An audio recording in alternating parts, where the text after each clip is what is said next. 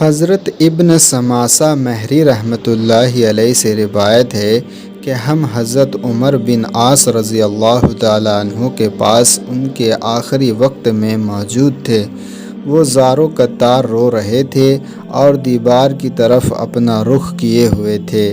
ان کے صاحبزادے ان کو تسلی دینے کے لیے کہنے لگے، ابا جان، کیا نبی کریم صلی اللہ علیہ وسلم نے آپ کو فلاں بصارت نہیں دی تھی؟ کیا رسول اللہ صلی اللہ علیہ وسلم نے آپ کو فلاں بصارت نہیں دی تھی؟ یعنی آپ کو تو نبی کریم صلی اللہ علیہ وسلم نے بڑی بڑی بصارتیں دی ہے۔ یہ سن کر انہوں نے دیوار کی طرف سے اپنا رخ بدلا اور فرمایا، سب سے افضل چیز جو ہم نے آخرت کے لیے تیار کی ہے وہ اس بات کی شہادت ہے کہ اللہ تعالیٰ کے سوا کوئی معبود نہیں اور محمد صلی اللہ علیہ وسلم اللہ تعالیٰ کے رسول ہیں۔ میری زندگی کے 3 دور گزرے ہیں۔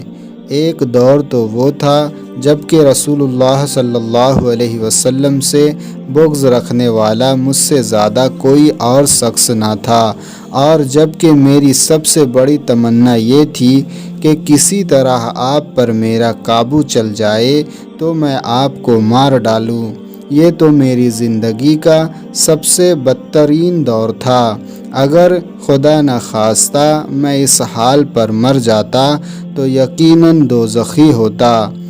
اس کے بعد جب اللہ تعالیٰ نے میرے دل میں اسلام کا حق ہونا ڈال دیا تو میں آپ صلی اللہ علیہ وسلم کے پاس آیا اور میں نے عرض کیا، اپنا ہاتھ مبارک بڑھائیے تاکہ میں آپ سے بیعت کروں۔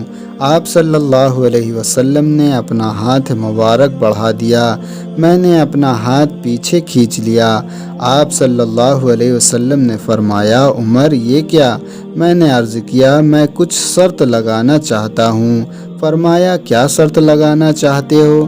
میں نے کہا، میرے سب گناہ معاف ہو جائے۔ آپ صلی اللہ علیہ وسلم نے ارشاد فرمایا، عمر کیا تمہیں خبر نہیں کہ اسلام تو کفر کی زندگی کے گناہوں کا تمام قصہ ہی پاک کر دیتا ہے، اور ہجرت بھی پچھلے تمام گناہ معاف کر دیتی ہے، اور حج بھی پچھلے سب گناہ ختم کر دیتا ہے۔ یہ دور وہ تھا جب کہ آپ سے زیادہ پیارا میری نظر میں کوئی اور نہ تھا۔ آپ کی عظمت کی وجہ سے میری یہ تاب نہ تھی کہ کبھی آپ کو نظر بھر دیکھ سکتا۔ اگر مجھ سے آپ کی صورت مبارک پوچھی جائے تو میں کچھ نہیں بتا سکتا، کیونکہ میں نے کبھی پوری طرح آپ کو دیکھا ہی نہیں۔ کاش اگر میں اس حال پر مر جاتا تو امید ہے کہ جنتی ہوتا۔ پھر ہم کچھ چیزوں کے متولی اور ذمہ دار بنے، اور نہیں کہہ سکتے کہ ہمارا حال ان چیزوں میں کیا رہا۔ یہ میری زندگی کا 3 دور تھا۔ اچھا دیکھو، جب میری وفات ہو جائے تو میرے جنازے کے ساتھ کوئی واویلا اور شور شگو کرنے والی عورت نہ جانے پائے، نہ زمانے جاہلیت کی طرح آگ میرے جنازے کے ساتھ ہو۔